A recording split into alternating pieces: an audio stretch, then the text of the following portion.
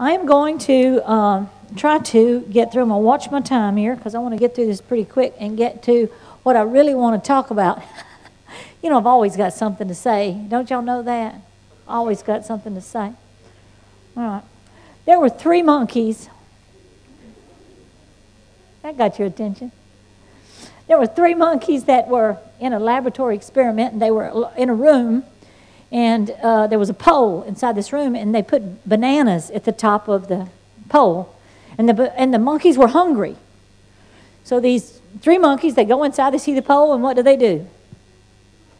Climbing up the pole. They get halfway up the pole, and the experimenters took a hose and just hosed them down real good, and wouldn't let them get to the bananas. Then they'd go down to the bottom. Well, it'd wait a few minutes, and they'd climb up again because they're wanting those bananas, right? They're hungry. Well, they did that several times, and each time they would get so far up the pole, they would hose them down, and they would get discouraged, and they would stop. Until finally, they didn't turn the hose anymore, and the monkeys began to play. They were hungry, but they began to play, and they no longer attempted to climb the pole. Now, what's really neat is they put a 4th monkey, new monkey. He's hungry. So guess what he does? Tries to climb the pole. No water. The 3 monkeys took him and pulled him off of the pole. You can't do that. So next thing you know, he tried again. You can't do that. Every time the 4th monkey would try to climb the pole with no water, they would discourage him until he too finally decided he could not do it, and he began to play. We've got to be very careful that something other than our God determines how high we go, how far we reach, what we accomplish in Him. Because God's dreams are big dreams. And if you have dreams that only you can fulfill, they're not God dreams. God always asks us to dream bigger than we can fulfill.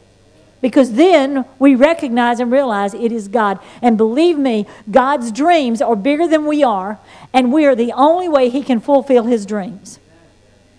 It's through us. So we've got to think different, and I hope after today that your mind is going to be twisted and turned upside down, and you will think differently. Okay? Climb up and get those bananas, baby. Get those bananas.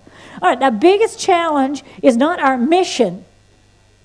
The biggest challenge is not the mission, but it is our mind. As a man thinketh in his heart, so is he. 10 spies said, we were as grasshoppers in our sight, so we were in their sight. Now, what was the reality? The reality was that God had already sent fear ahead of them, and those nations, the giants, were quaking in their shoes because they had heard about the Red Sea, they had heard about the kings that had been overthrown, and they were terrified. But we have 10 spies who said, we are as grasshoppers in our sight, so we are in their sight. You have got to see yourself as God's extension on wherever your world is, in your field, on your job, in your school, in your family, wherever you are one dynamic person. And you are God's answer in your situation. So we've got to have a mind shift. How do we do that? Start with a candid introspection. Just be honest with yourself, you know. If you think you cannot, guess what? You can't. Not because you can't, but because you think you can't. All right? Then determine to change your thinking or reinvent yourself. My husband had said God spoke to him at the fall of last year, and he said, I am tired of talking about my limitations. I am tired of thinking about what I used to do or I could do. He said, the Lord is telling me, Rick, reinvent yourself for this season. What have you got in your hands right now?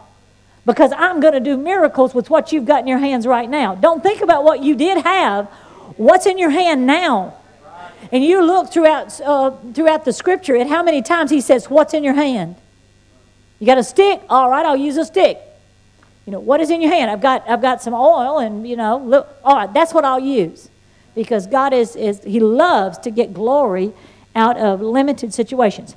Envision yourself doing it differently. Okay? Then take the next step toward those new goals, and no matter how awkward, keep practicing. we often try one time and think, oh, God, I can't do that. My stomach hurts, I'll never do that again. I can't invite anybody. Oh, it was embarrassing. Don't stop trying. Don't stop trying. I forget how many times poor Abraham Lincoln ran for president in the United States of America. It was like a whole bunch of times. And how embarrassing. He just never won except one time. And then he became the president of the United States. Keep trying. Keep trying. Keep climbing up that pole. Get those bananas. All right, we're going to study, do a quick study here, hopefully, of John 4. And I've just got a few tips that I feel like are just going to be so awesome, and you will never look at this chapter the same. Got some secrets here. And we're going to shift our mind, and each time I'm going to ask you, it's not something that each one of us will have kind of maybe a different thinking about that, but I want you to write your thoughts, because after each one of these tips, you'll notice a question, and that question is for you. Something I want you to go back and study and think about, because we have got to shift our mind if we're going to really be everything God's called us to be. All right, John 4, 1 through 4 says, and then they were talking about, the Pharisees were talking about that Jesus baptized more disciples than John. And so, you know what the scripture says Jesus did? He left to go through Samaria. He's like, y'all going to talk about competitiveness and how many John's baptized and how many y'all baptized, and this is how many we got, and this is how many we got. You know what? I'm going to Samaria. I got something else to do. All right? John 4, 6 through 7. And what did he have to do? Jesus sat thus by the well. A woman came to draw water. They're worried about, and your first blank is numbers. Competitors are always worried about numbers. Well, how many do they have in the mega church across town? Or how many did we have, numbers here, numbers there. And we use numbers, and numbers are important. But I'm just saying we have to be very, very careful that we don't, when Jesus, they're worried about numbers, and he's worried about a person. Your second blank. Competitors are always concerned about numbers. Jesus is always concerned about the person. In spite of the second sentence, in spite of the masses, Jesus sees who? The man. You got the Ethiopian eunuch, he's sitting in his chariot. You got Philip, who is having like this mega revival where the whole city is being converted, and just thousands of people, and everybody's getting baptized and healed. And all of a sudden the Spirit says, go to the desert, because I've got something for you to do out there. Now, I don't know what Philip thought he was doing, but I'm sure he thought there was another huge revival out there in the desert, but there's not a soul out there except an Ethiopian eunuch. And the Spirit said to him, join yourself to that chariot. And it's so cool the way he did it, because he so approached that. I mean, God said, go attach yourself. He could have said, hey, God said for me to get up in this chariot and tell you what to do. But he didn't do that. What he did was said, oh, I notice you're reading something there. Then the eunuch invited him into the chariot. That approach, so powerful. And then he began to build on what he knew and lead him to the next step, which is powerful.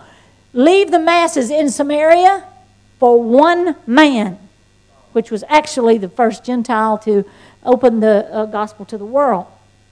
All right, Zacchaeus. You got Luke 19, 1 through 5 says, there was the crowd, so Zacchaeus had to get up in the tree because he was very short. You know what Jesus saw? Looks up in the tree. There's masses all around him. Looks up in the tree to one man and says, I'm coming home with you. Come down. I need to go to your house. Powerful principle. Tip number 1. Tip number 2, and let me think my question here. What is my motivation for evangelism? The very first thing you have to check is, what is your motivation? What is your motivation for evangelism? Is it because you want to see that one person's life impacted and changed, and you want to see the beauty that God's going to spring forth in their life? Or is it because, well, my friend had 2 and I haven't had any? I'll remember a particular story. My son is planting a church in Ruston, and he said, has this guy